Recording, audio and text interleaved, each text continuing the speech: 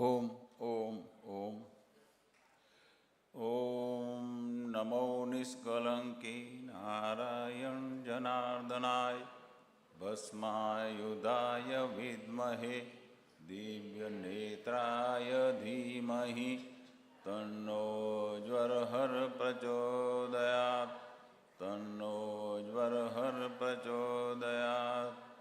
ઓમ શાંતિ શાંતિ. આજે સનાતન સત્પંથ સેવા મંડળ આયોજિત આ જ્ઞાન ચિંતન શિબિરમાં ઉપસ્થિત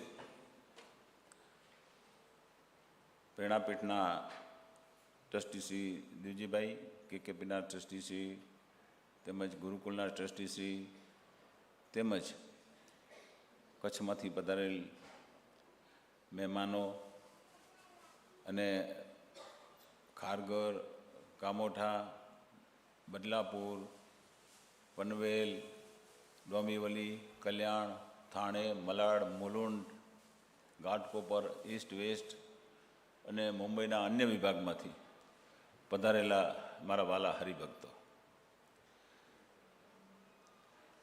આ ડોંબીવલી હોલમાં મારું ત્રીજું પ્રવચન છે.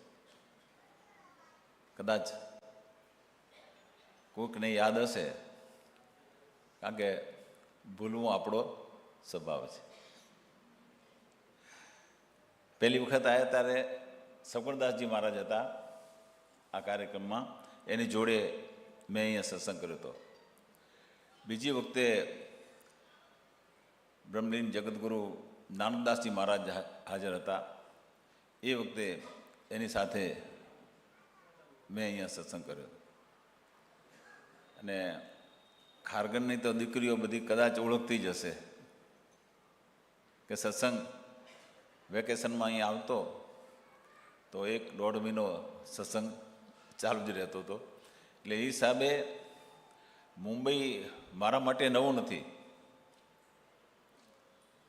અને આપને જોઈને બહુ વિશેષ આનંદ થાય છે કે મારા આ ઘરના જ બધા હરિભક્તો છે તો બધાએ મારા જ છે, પણ જ્યારે મુંબઈનું નામ આવે ત્યારે એમ થાય કે મુંબઈવાળાને 4 કાન છે.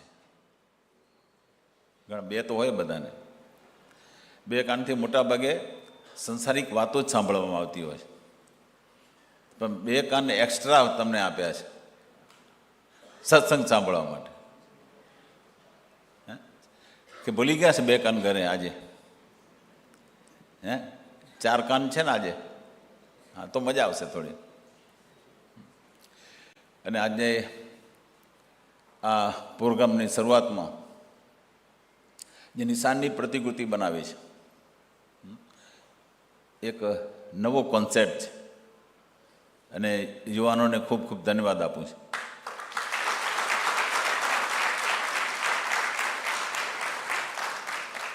આમે મુંબઈ કંઈક નવું કરવા માટે તો એના દિમાગમાં કંઈક હોય જ છે, અને જ્યારે આવું પ્રેક્ટિકલ જોઈએ ને ત્યારે એમ થાય કે ના, સારો પ્રયત્ન કર્યો છે. અને પછી આ વોલ ઉપર શિક્ષાપત્રીના જે શ્લોકો લખ્યા છે, સ્લોગન છે બધા, એ પણ ખરેખર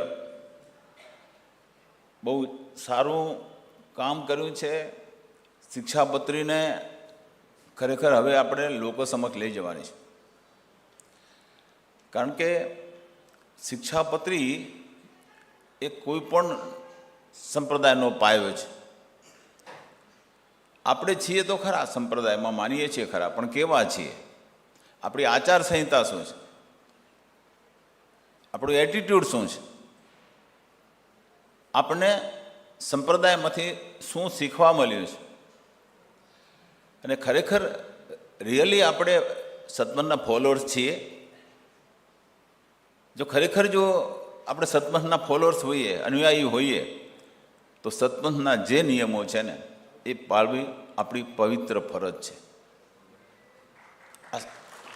શિક્ષાપત્રી બીજાને બતાવવા માટે નથી કે અમારી પાસે સત્પથની શિક્ષાપત્રી છે, આમ છે તો છે, પરંતુ એ શિક્ષાપત્રીની અંદર જે કંઈ આચાર સંહિતા છે ને, જે સદગુરુ આપી ગયા છે ને, એનું અમે પાલન કરવાવાળા સત્પંથી છીએ. આ શિક્ષાપત્રીના એક એક નિયમ અમે સમજ્યા છીએ અને એનો સમજીને અમે એનું પાલન કરીએ છીએ.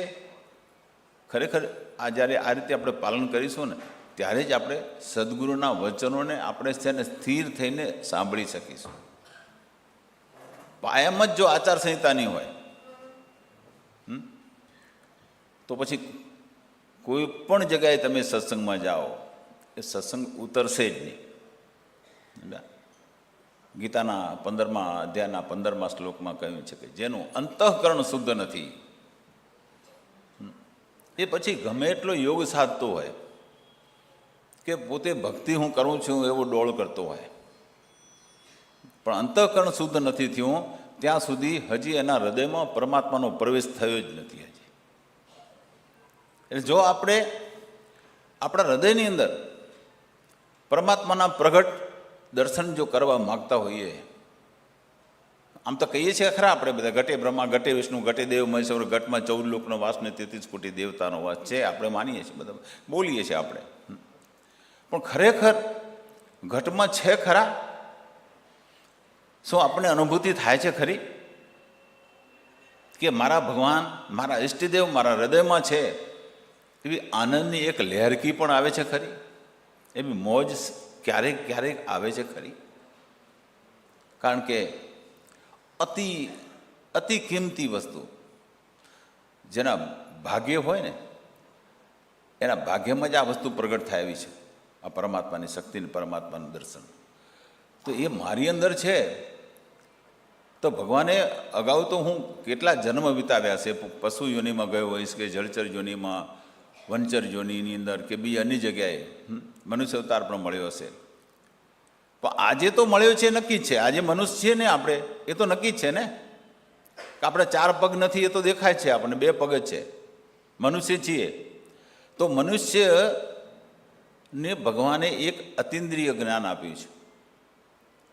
એ અતિન્દ્રિય જ્ઞાનથી ભગવાનને ઓળખવા માટે આ જ્ઞાન આપ્યું છે.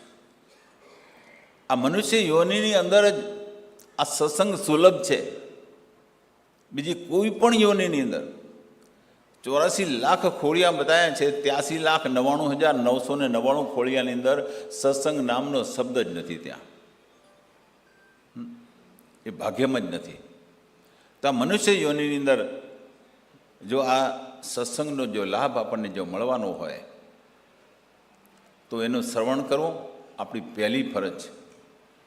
અથર્વવેદમાં કહ્યું છે, ઉપનિષદમાં પણ કહ્યું છે કે જે મનુષ્ય થઈને પરમાત્માનું ચિંતન કરતું નથી, પોતાના સ્વરૂપનું ચિંતન કરતું નથી, એ મનુષ્ય હોવા છતાં પણ મનુષ્યના રૂપમાં એ ગધેડો છે. આવા શબ્દો વાપરેલા છે. તો ખરેખર આપણે આવું ચિંતન કર્યું ખરું? આવો સરસ મજાનો સંપ્રદાય મળ્યો છે. આ સંપ્રદાયનું જે જ્ઞાન છે ને, મેં અત્યાર સુધી મેં કમ્પેર કર્યું છે દરેક સંપ્રદાય સાથે, ભાગવત સાથે, ભગવદ્ ગીતા સાથે, ઉપનિષદ સાથે, અન્ય સંપ્રદાયો સાથે જ્યારે કમ્પેર કરી છે ને, ત્યારે એમ થાય છે કે આપણું 101% સત્ય સંપ્રદાય છે અને પરિપૂર્ણ સંપ્રદાય છે. એમાં કોઈ જાતની નાનમ લેવા જવું કે હીણ પણ જવું કંઈ જ નથી. હા, જવાબદારી આપણી છે કે આપણે આપણા સંપ્રદાયના જ્ઞાનને સમજીએ. સદગુરુ શું કહી ગયા છે? આજે સદગુરુના નામથી છે ને વિવાદ થાય છે, પણ સદગુરુના જ્ઞાનની તો કોઈ વાત જ નથી. આપણી સાચી સંપત્તિ છે સદગુરુનું જ્ઞાન. આ સત્પથની સંપત્તિ છે. આપણે બીજી સંપત્તિ માટે દોડીએ છીએ, ભૌતિક સંપત્તિ માટે. આપણે સદગુરુના જ્ઞાનને આપણે છે ને ક્યાંય પ્રગટ કર્યું?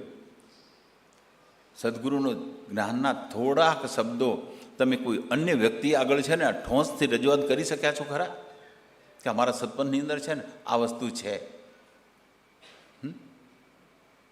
કેમ એ દબાઈ શા માટે જવું પડે?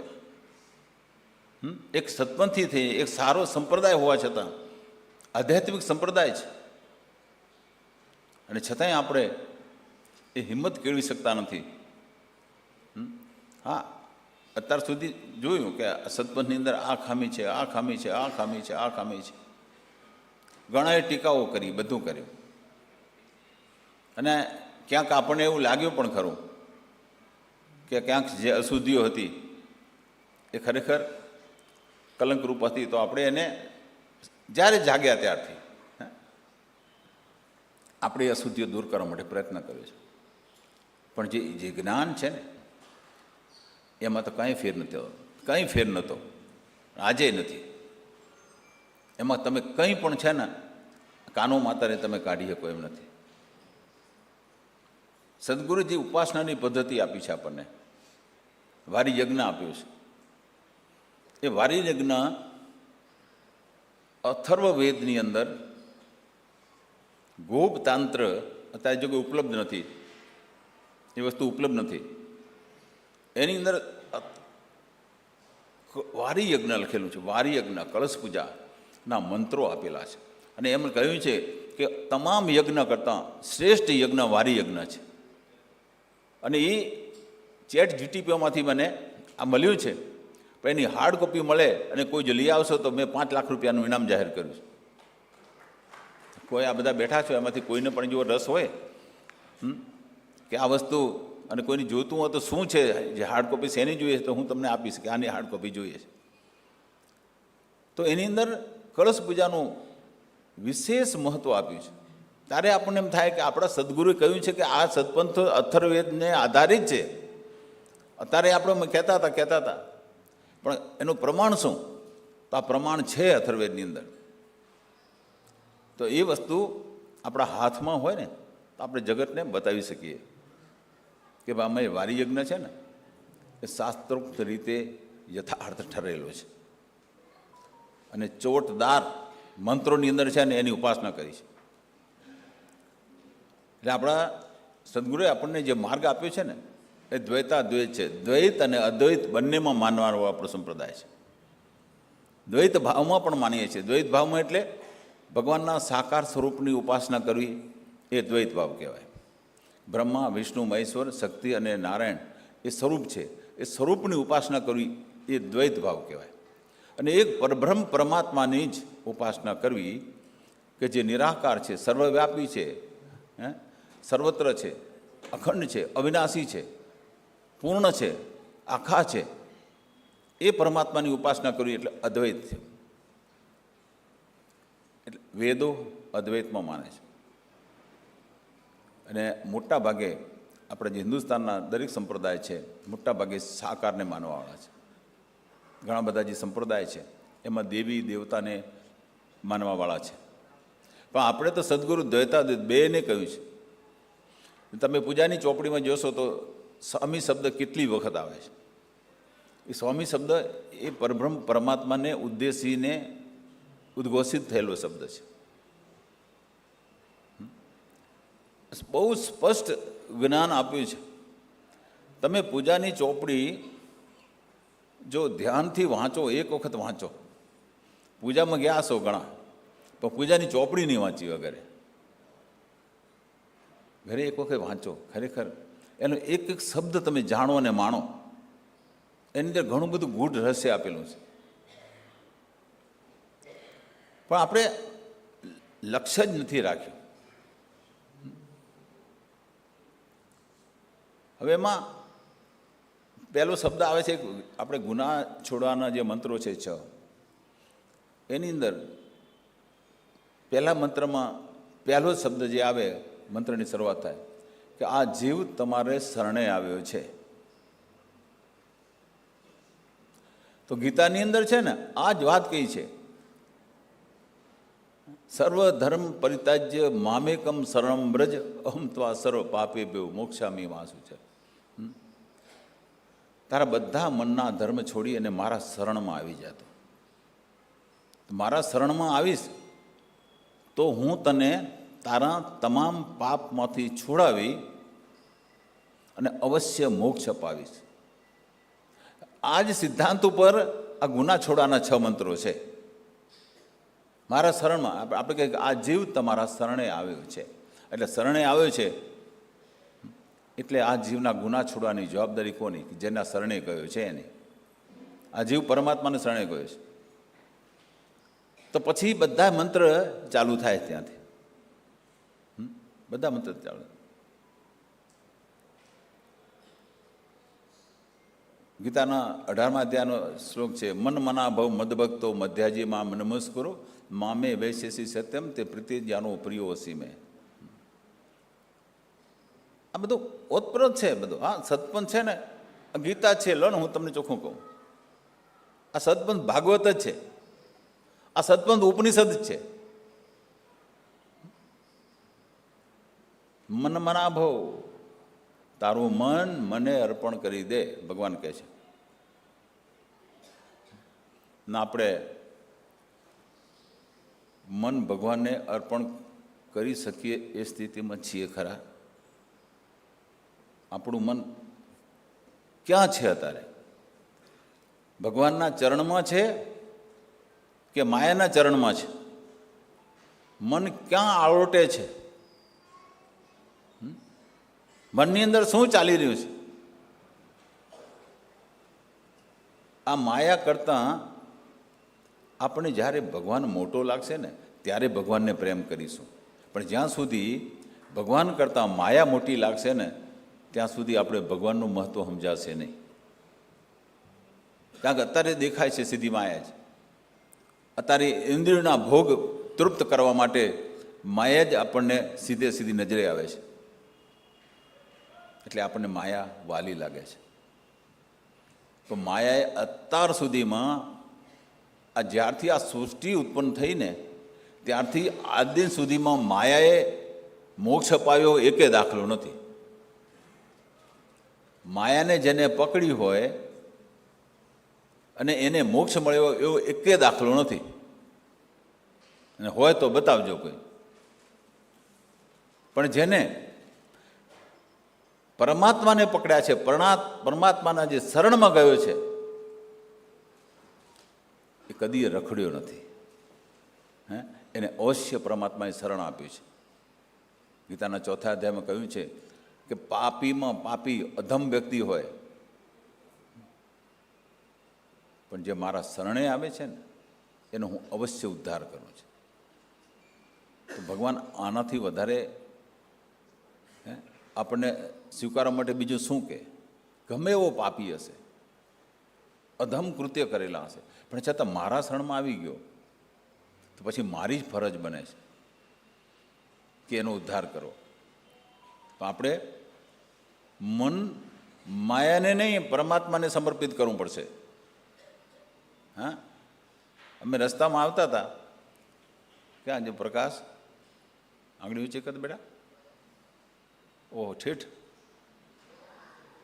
વાહ. રસ્તામાં મને કે પ્રકાશભાઈ કે ગમે એટલું સમજાવી છે ને તો મને સમજતું નથી, કે ગમે એટલું સમજાવીએ તો.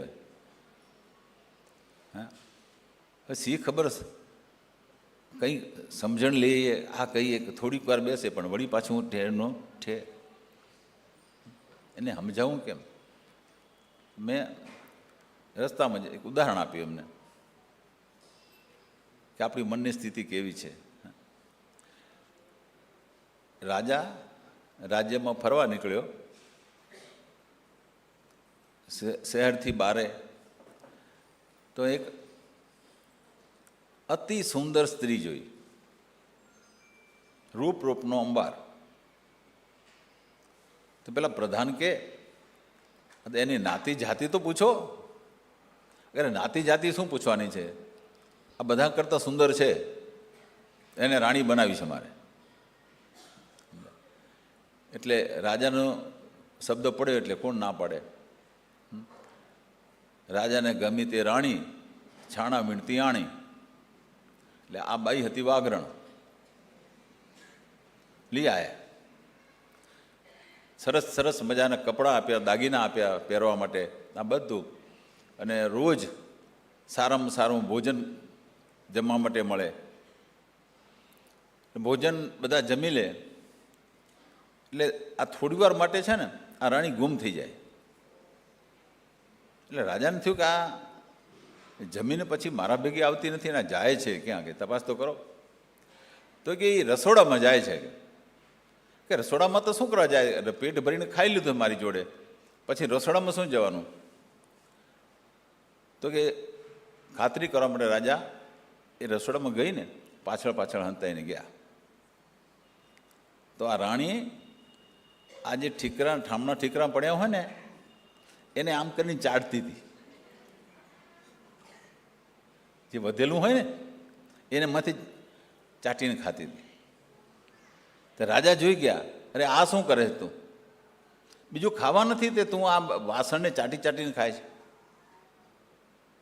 છે. કે જુઓ તમે ગમે એટલું મને ખવડાવો ને ત્યાં એમાં મારું પેટ ભરાતું નથી, પણ મારી કાયમની ટેવ છે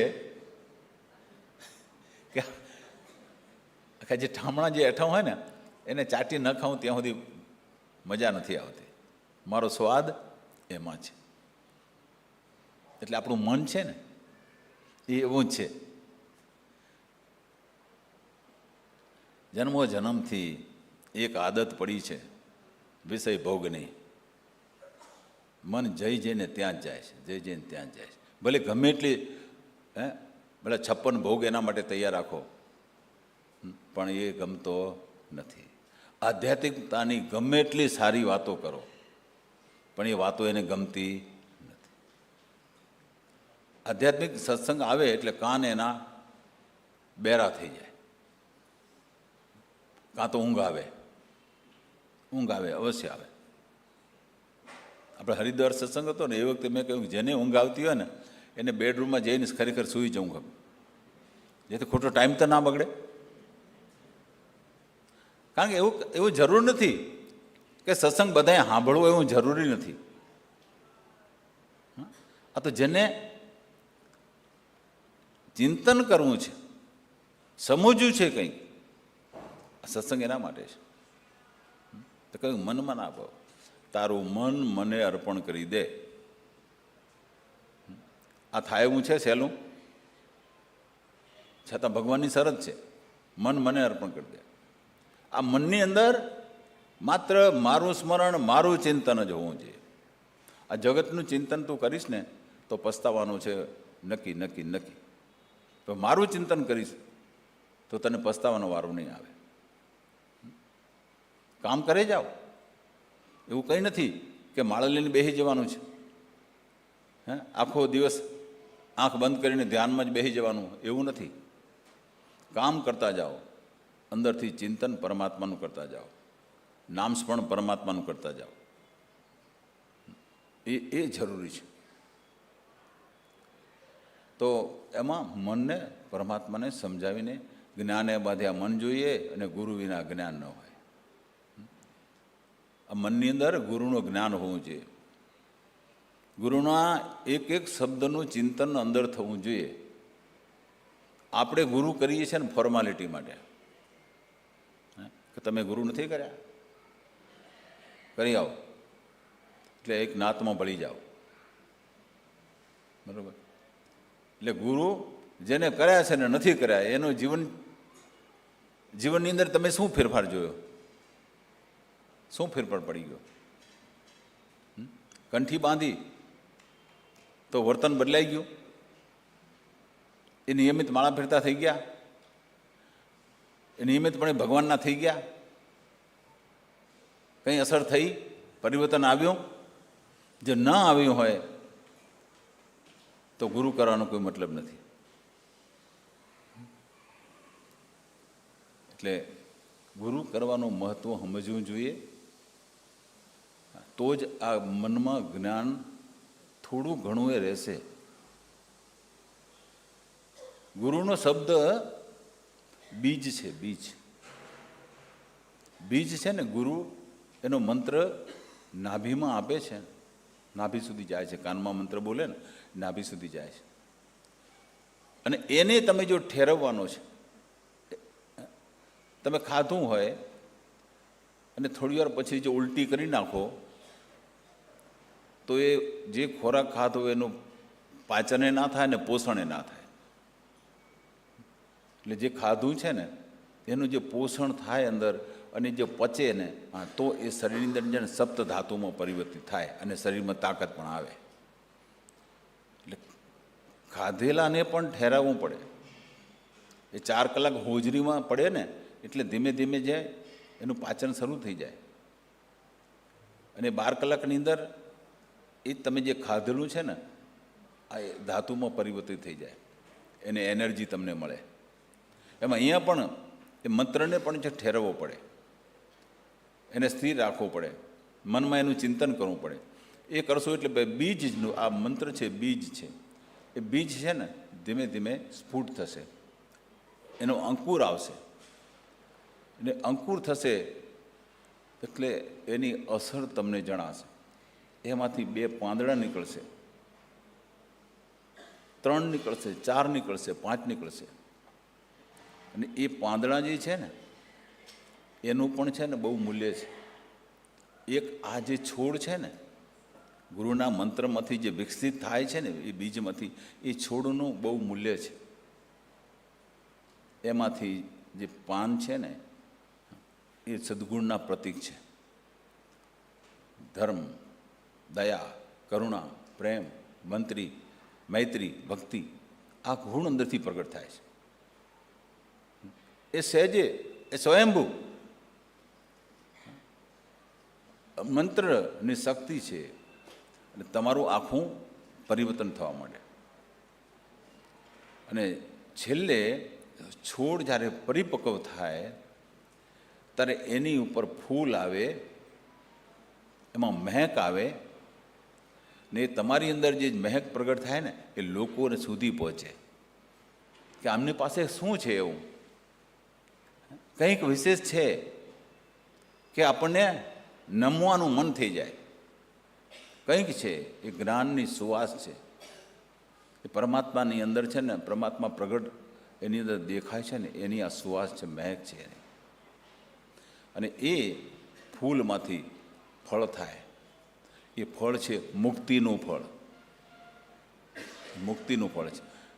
એટલે આ મંત્ર છોડ થાય, છોડમાં ફૂલ ને એમાં જે ફળ થાય એ મુક્તિનું ફળ છે.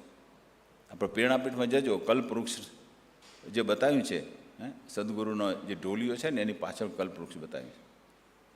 તો કલ્પવૃક્ષ છે એમાં તમે જોજો, એના જે અંદરથી પાન જેવા નીકળ્યા છે ને જે ગુણ, એની અંદર આ બધી વસ્તુ લખેલી છે. અને ઉપર જે છેલ્લે ઉપર લખ્યું છે મુક્તિ,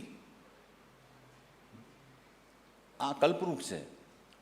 કલ્પવૃક્ષ એટલા માટે કહ્યું છે કે તમારી મનની તમામ ઈચ્છાઓ પૂરી થઈ જાય, તમામ ઈચ્છાઓ. હવે માની લો કે તમે વૈકુંઠમાં વાસ તમારો મળી જાય તો તમને શું ના મળે? ત્યાં વૈકુંઠમાં શું નથી? આ કુબેર તો એ ભગવાનના ખજાનચી છે. જ્યાં માતા લક્ષ્મી જ્યાં ભગવાનની સેવા કરે છે એ સ્થાનમાં તમને રહેવાનું મળે. દેવો જ્યાં નમસ્કાર કરતા હોય તે જે ભગવાનના વૈકુંઠમાં જે જાય છે ને તે દેવો પણ એને નમસ્કાર કરે છે. એ આનંદ છે, દિવ્ય આનંદ છે ત્યાં. એ રસ છે, એ ભગવાનનો પ્રેમ છે ત્યાં. કે ભલા ઋષિ મુનિઓ છે ને વર્ષો સુધી છે ને તપસ્યા કરીને છે ને આ સ્થાનમાં જવા માટે છે ને એની કાયા ઘસી નાખે છે. પણ આ કળજુગની અંદર ભગવાને એટલી કૃપા કરી છે.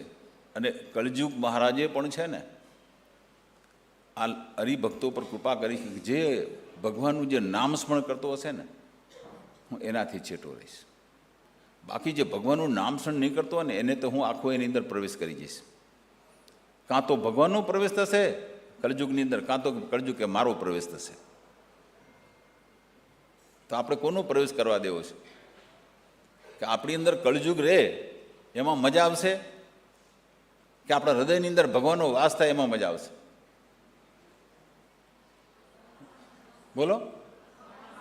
ભગવાનનો વાસ થાય તો હા, તો પછી ભગવાનનો વાસ થાય એના માટે જે આ બધી ક્યાં લખેલું છે? ભગવાનને તમારી અંદર વાસ થાય એવી વાતો ક્યાં લખેલી છે?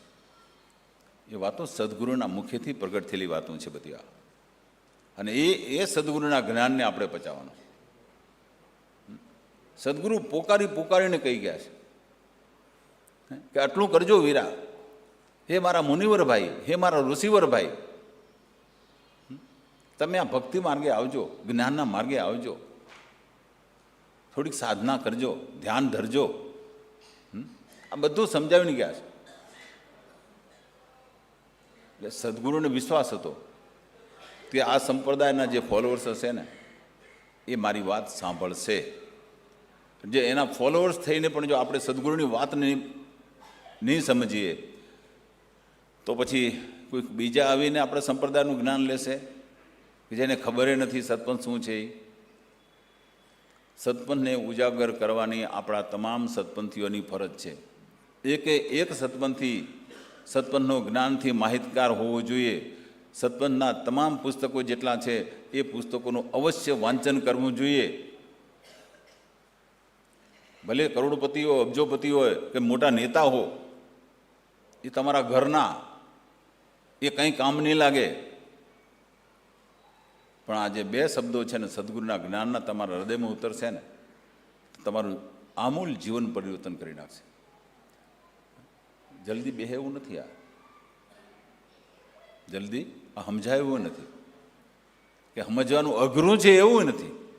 અઘરું એટલા માટે લાગે છે કે તમને ગમતું નથી.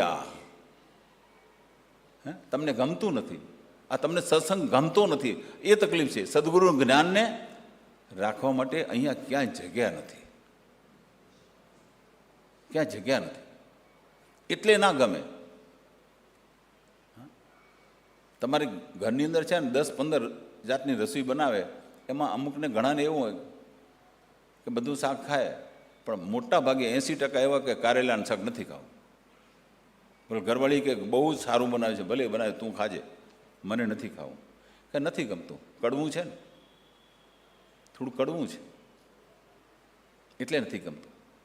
પણ કડવું છે પણ સ્વાસ્થ્ય માટે બહુ જ સારું છે. એમાં સદગુરુના વચન છે ને થોડાક કડવા લાગશે, થોડાક આચરણમાં લેવા થોડાક મુશ્કેલ લાગશે, પણ એ ખરેખર જીવન પરિવર્તન એ શબ્દો જ કરશે.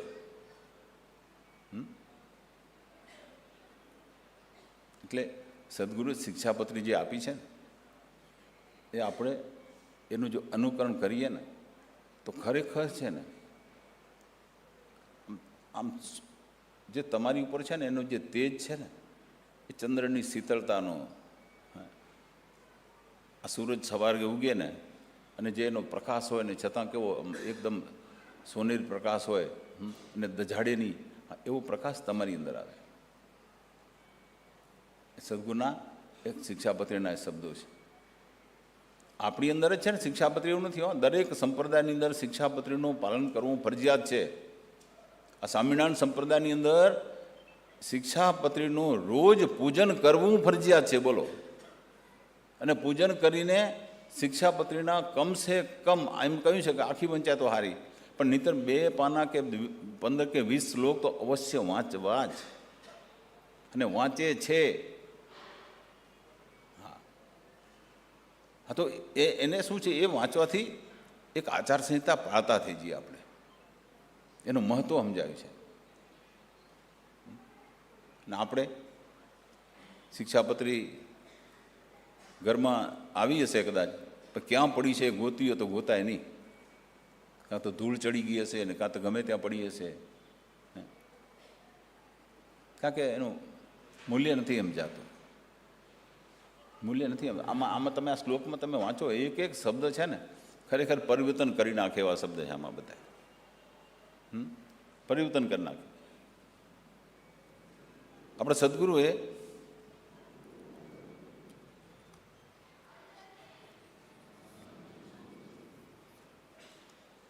પહેલી જ શરૂઆતમાં સદગુરુ તણી શિખામણ સાચી, સાંભળો ઋષિવર એકાંતી. આ સદગુરુની જે શિખામણ છે ને એ સાચી છે, સત્ય છે, અનુભવ કરવા જેવી છે. આ સદગુરુ પહેલા શબ્દમાં કહે છે આ શિખામણ સાચી છે. અને સાચી શિખામણ છે ને સદગુરુ સિવાય કોઈ આપી નહીં શકે. આ દુનિયાવી શિખામણ કરતાં આ જુદી છે. ને સાંભળવું રિસીવર એકાંતી, એકાંતી એકાંત બની જાઓ, એકનો અંત આવો, એકનો અંત થઈ જાય. હું છું ને, હા, એ હું પણ કાઢી નાખો, ઈગોને કાઢી નાખો, અને પછી તમે આ શિક્ષાપત્રી વાંચો. એકાંતમાં તમારો એક હું છું એ પણ નીકળી જાય, અને સ્થિર મનથી આ શિક્ષાપત્રી વાંચવાનું કહ્યું છે. પહેલી જ સૂચના છે, દિન પડતે કરો ધામસુ ધંધા, સાંજ પડે થાઓ સાહેબ કા બંદા. હવે દિન પડે કરો ધામસુ ધંધા. હવે આમાં ધામનો અર્થ છે શું? અર્થ થાય ધામનો? ધામ ને ધંધા. હકીકતમાં આ શબ્દ પણ છે ને અપ્રભંશ થયો છે. દિન પરતે કરો ધર્મ શું ધંધા. આ ધામ ના જોઈએ, ધર્મ જોઈએ. ધર્મ શું ધંધા? કોઈ પણ ધંધો તમે કરો ને એ ધર્મના માર્ગે અનુસરણ કરીને તમે આ ધંધો કરજો, ધર્મને આગળ રાખજો. અને આપણા સનાતન હિન્દુ સંસ્કૃતિની અંદર પુરુષાર્થ 4 જાતના: ધર્મ, અર્થ, કામ અને મોક્ષ. આ 4 પાયા છે. એની અંદર પુરુષાર્થની અંદર છે ને 4 જાતના પુરુષાર્થ. એમાં ધર્મનું મહત્વ પહેલું આપ્યું, પછી અર્થ, કામ અને છેલ્લે મોક્ષ. કે ધર્મનું પાલન તો પહેલું તમને કરવું જ પડશે, ધર્મી બનવું પડશે, ધર્મના લક્ષણોને ગ્રહણ કરવા પડશે, અને એ સાચા ધર્મી થઈને પછી તમે આગળનું બીજું સ્ટેજ અર્થ ઉપાર્જન કરો. જીવનની અંદર ભૌતિક સંપદા ભેગી કરવી હોય, કુટુંબ પરિવાર માટે જે કંઈ અર્થ ઉપાર્જન કરવું પડતું હોય, ઉદ્યોગ કરો, જે કંઈ કરો એ, પણ ધર્મને ચૂકવીને નહીં, અધર્મના માર્ગે નહીં. અધર્મના માર્ગે જો ધન આવશે તો એ સુલક્ષ્મી નથી પણ કુલક્ષ્મી છે. એક દિવસ લાત મારીને જતી રહેશે. તો જે ધર્મના અનુસાર જે કમાયેલું ધન હશે એ ચિરંજીવી છે, કાયમ માટે રહેશે. એ સાચું સુખ આપશે, પરિવારની અંદર સંપ રહેશે, એ કોઈ વ્યસન નહીં આવે. કારણ કે સાચી કમાઈનું જે જન છે ને એ જ્યાં ત્યાં વેડફવાની ઈચ્છા જ નહીં થાય. પણ હરામનો પૈસો આવ્યો હશે ને તો એ પૈસો છે ને તમને જપીને બેસવા નહીં દે. આ કરું, તે કરું, આ કરું, એ બધી પછી મોટા ચક્કરમાં પડશો ને એટલે પછી ભાઈબંધ પછી એવા જ મળશે. આ બિલ્ડર થયા છે ને આપણે, એટલે બિલ્ડર લોબીમાં મિટિંગમાં જવું પડે. ને બિલ્ડર લોબીમાં ત્યાં બેઠા હોય ને એટલે બધા બિલ્ડરો છે ને, બરાબર, એ પછી ખાનગી મિટિંગ કહેવાય.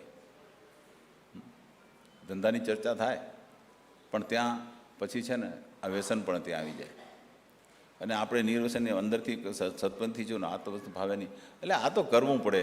આ તો એક શિષ્ટાચાર છે, સમજા? આખી બોટલ ખાલી નથી કરવાની, પણ આ બધાને ભેગું છે ને થોડું કરવું પડે. એટલે આપણું મન જરાક ઢીલવું પડે. ચાલો 2 છાંટા લઈ લઈએ, કંઈ વાંધો નહીં. આ બધા બેઠા છે, આ બધા બિલ્ડરો છે, આપણી બિલ્ડર લોબી છે, આપણે બિલ્ડર લોબી ના કહેવાઈએ, બરાબર? એટલે પછી થોડુંક લેવાય, બીજી બેંકમાં થોડુંક લેવાય, સમજ્યા? એટલે એ વ્યસન એક ખરાબ વસ્તુ છે, એની આદત. વ્યસન હંમેશા એની આદત પાડે ને એને વ્યસન કહેવાય. એ પછી બીડી પીતો હોય, તમાકુ ખાતો હોય, કે દારૂ પીતો હોય, કે છીનાળવું કરતો હોય, કે જે કરતો હોય તે, આ વ્યસન છે. બધા વ્યસન એ આદત પાડે, પછી એના વગર ચાલે નહીં. પછી તો એક પેગ લીધો ને એમાં સંતોષ ના થયો, એટલે બીજો પેગ લીધો, ત્રીજો પેગ લીધો. પછી તો હવે પેલા મિટિંગમાં ગયા હોય તો ત્યાં તો બાટલી કદાચ ત્યાં મૂકીને આવે, પણ હવે ચોથો પેગ પીવો હોય ને તો પછી ઘરે લઈ આવવું પડે.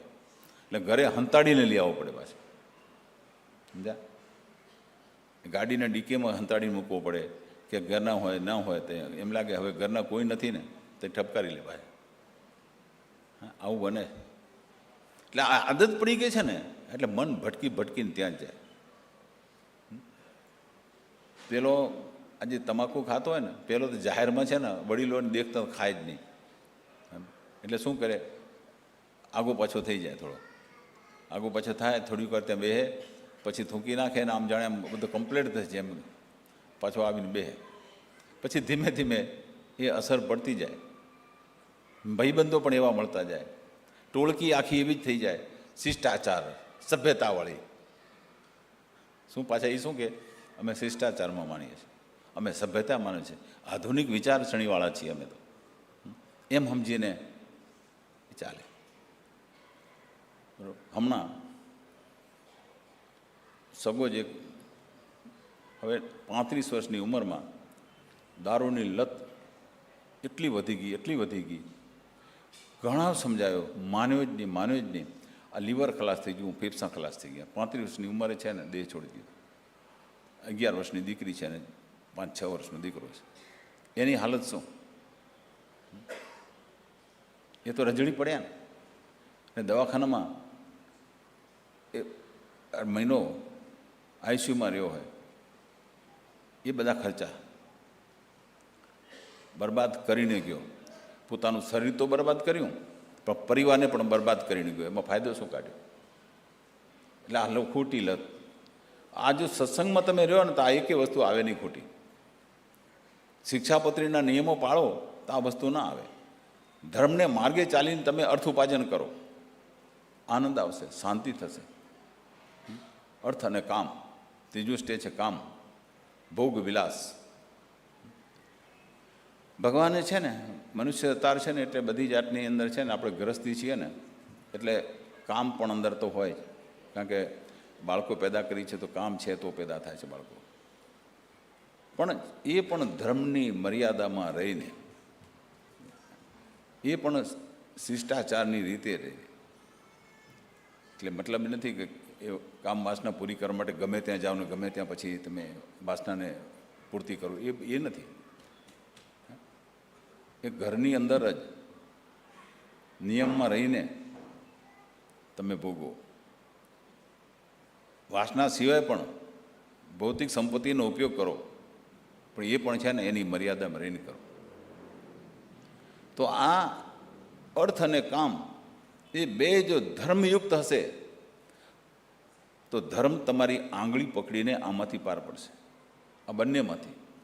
ધર્મ બ્રિજ છે, આ બાજુ ધર્મ ને મોક્ષ, એનો વચ્ચે સેતુ છે. ધર્મ તમને પડવા નહીં દે, નહીંતર વચ્ચે ખાઈ છે, ખાઈમાં પડી જશો, નીકળી નહીં શકો. આ બ્રિજ છે ધર્મ, મોક્ષ સુધી પહોંચાડે છે. એટલે જે 4 પુરુષાર્થ છે જે જીવનની અંદર, ધર્મ, અર્થ, કામ અને મોક્ષ. એટલે અહીંયા એ ધામ શું ધંધા નહીં, ધર્મ શું ધંધા. તમે ધંધા કરો આખો દિવસ, ના નહીં, પણ ધર્મયુક્ત રહીને ધંધા કરજો. અને સાંજ પડે થાવ ભગવાનના શરણમાં. સાંજ પડ્યો, પ્રવૃત્તિને મૂકી દો એક વખત માટે. અડધો કલાક પણ વિરામ લ્યો, વિરામ. અડધો કલાક ભગવાનના શરણમાં રહ્યો, ભગવાનના થઈને રહ્યો. વાસ્તવમાં છો તમે ભગવાનના જ છો, ભગવાનનું જ સ્વરૂપ છો તમે. તમે ભગવાનથી એક પળ પણ તમે અળગા થઈ શકો એમ નથી. કારણ કે તમારા રોમ રોમની અંદર છે ને ભગવાન જ વસી રહ્યો છે, ભગવાન જ તમારો દેહ ચલાવી રહ્યો છે.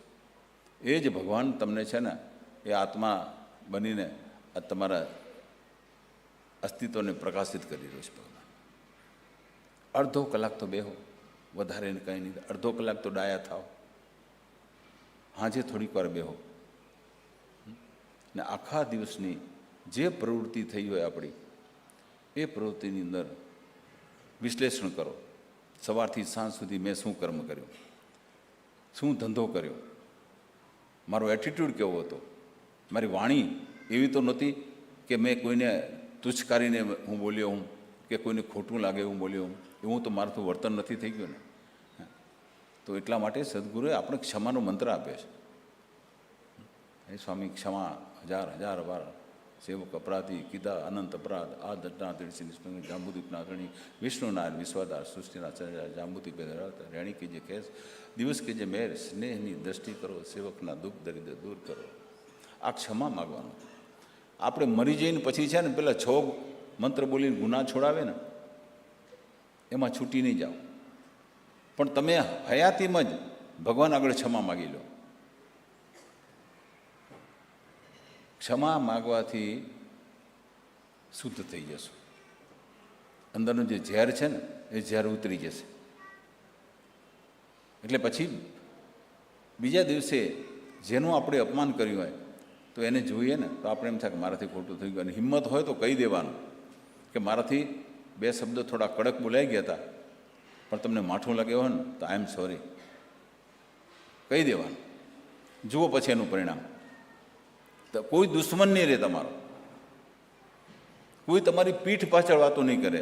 નહીં તો આમ તો શું તમે નહીં કરો, પણ પીઠ પાછળ એમ કહેશે જવા દો ને યાર, એ તો અભિમાની માણસ છે, એ તો આવો છે તેવો છે. એટલે સાચો માણસ તો છે ને એની પીઠ પાછળ એના વખાણ થાય ને ત્યારે આપણે ખરેખર સાચા કર્મી કહેવાય. તો આપણી એ ફરજ છે. તો અહીંયા સદુ કહે કે તમે સાંજ પડો ને ભગવાનના થાવ થોડીક વાર. કોઈ કેની ને કરશો નિંદા, ગતમાં જઈને કહો હે જંદા. કોઈ કેની નિંદા ન કરો, પણ જે સામે વ્યક્તિ તમને મળે છે ને એ વ્યક્તિમાં પરમાત્મા છે, એ રીતે તમે એને નમસ્કાર કરો, એને ભાવ આપો, તો નિંદા નહીં થાય. આ એક એક સૂત્ર છે ને બધા. ગોર મુખે તમે રહો રે બંદા, ઋષિવર કેરી એહી સંધ્યા. ગોર મુખે એટલે ગુરુએ જે વચનો આપ્યા છે ને એ વચનોનું તમે જો પાલન કરો ને એ ગોર મુખે રહ્યા કહેવાય. ગોર મુખે રહો રે બંદા, ઋષિવર કેરી એહી સંધ્યા. આજ સંધ્યા છે હાજી, આજ ભગવાનને ને સંસારને છે ને જોડતી કડી છે. સંસારમાં રહ્યો એનું ના નહીં, હોડીમાં બેસો એનું ના નહીં. નદી પાર કરવા માટે હોડીની જરૂર પડશે, પણ એ હોડીમાં જ જો પાણી તમે નાખશો તો પાણી પર હોડી તરે એ બરાબર છે, સ્વાભાવિક વાત છે. પણ હોડીમાં પાણી તમે નાખશો તો હોડી સામે કિનારે નહીં પહોંચે. એટલે માયામાં રહેવાનું છે, માયામાં જ છો, માયામાં રહેવાનું જ છે. પણ સદગુરુના જ્ઞાનરૂપી હોડીમાં તરીને તમે પાર કરો. એમાં આ વાસના અને કામ વાસના જ્ઞાનની જગ્યાએ મનની અંદર છે ને આ વસ્તુ ભરશો તો મેળ નહીં પડે. એટલે સદગુરુના એકે એક છે ને આ વાક્ય તમે જુઓ ને, કે રીતે ખાવું, કે રીતે નાની નાની ક્રિયાઓ કે રીતે કરવી, દરેક બાબતમાં આપણને જ્ઞાન આપે છે. આજે ગૌતમ બુદ્ધે કહ્યું છે કે સમ આહાર એટલે સમતોલ આહાર, એટલે હળવે પેટે હાંસલ તાસો કહ્યું છે. ભારી પેટે શું કહ્યું? વધારે પડતું ખાઈ જશો શું થશે? આળસ થશે, નિંદ્રા આવશે, ભક્તિ કે નામ સ્મરણ કરવાનું મન નહીં થાય. આમ થઈ ગયો, હવે પડો લાંબા થાવ લાંબા. અને માપનું ખાધું હશે ને તો નામ સ્મરણ થશે થોડું. આવી આવી નાની નાની જાગતા જીતશો સદગુરુ સાથે. હજી થોડાક જાગશો ને તો સદગુરુ સાથેનો મેળાપ થશે. આ બધા એટલા બધા ગુણ સારા છે. વડા મોટાની અદબે રહેજો, મોટા તણા બે અવગુણ છે. જો આ વડીલો હોય ને એનું સન્માન જાળવવું આપણી ફરજ છે. એ બોલે, એના અનુભવ છે, એને જીવનમાં ઘણા બધા કડવા અનુભવ પણ થયા છે. જીવનમાં કઈ રીતે જીવવું, આવી મુસીબત આવે તો મુસીબતમાં કઈ રીતે નીકળવું એ વડીલોને ખબર છે બધી. એટલે એ એમ કહે છે કે મારી વાત સાંભળો, તમારે ઉપયોગી થાય ને એવું અમે કહીએ છીએ. તો એની અદબમાં રહીને, એટલે એની મર્યાદામાં રહીને એની વાત સાંભળવી જોઈએ. અને કદાચ વડીલોના બે અવગુણ હોય ને તો પણ સહન કરજો. આ શિસ્ત શીખવાડી છે આપણને.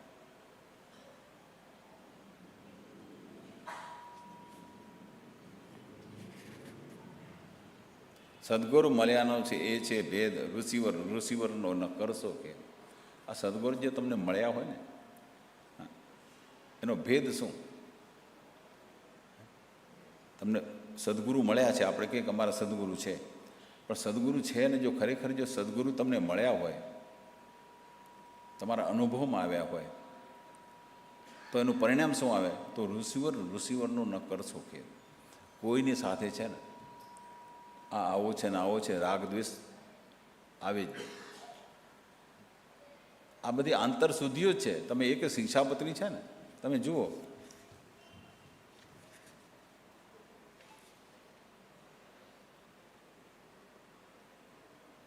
ધ્યાન ધરી તમે જાલો સ્મરણી, છાના છુપા કરો ઉત્તમ કરણી.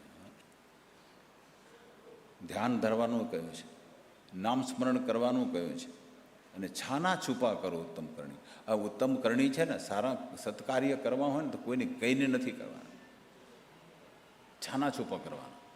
કારણ કે જાહેરમાં સત્કર્મ કરશો કે તમે મેં આ કર્યું ને મેં આ કર્યું ને મેં સ્કૂલો બંધાવીને મેં આ કર્યું ને મેં આ દાન કર્યું ને આમ, એ તો અભિમાન આવી જશે, તો કરેલું વ્યર્થ જશે. એટલે છાનું છૂપું કરો, ઢંઢોરો પીટવાની જરૂર નથી. એવા ગુણ ગંભીરે ભર્યા ઋષિવર પાડો સોએ ક્રિયા. પછી આખી બધી 100 ક્રિયા ચાલુ થાય છે.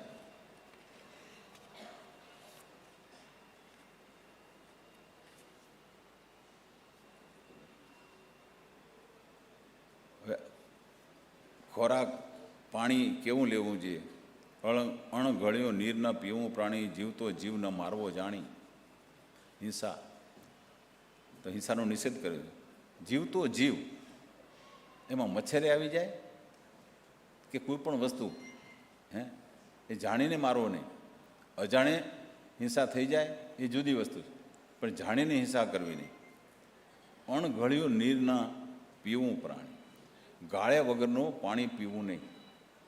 હવે આ શરીર શુદ્ધની વાત છે. પહેલાં આપણે છે ને કૂવામાંથી પાણી ભરતા ને લાવતા, એટલે કૂવાની અંદર કંઈ પોરા કે શું કહો, હા તો એ પેલા એ હોય એટલે કે તમે ગાળો ને એટલે 2 ગણે તો એ જીવજંતુ બધા ગળાઈ જાય અને ચોખ્ખું પાણી તમને મળે. એટલે એ વાયરલ ઇન્ફેક્શન તમને ન થાય. એટલે એટલા માટે કહ્યું છે કે તમે નિરોગી રહેવા માટે આ વસ્તુ જરૂરી છે.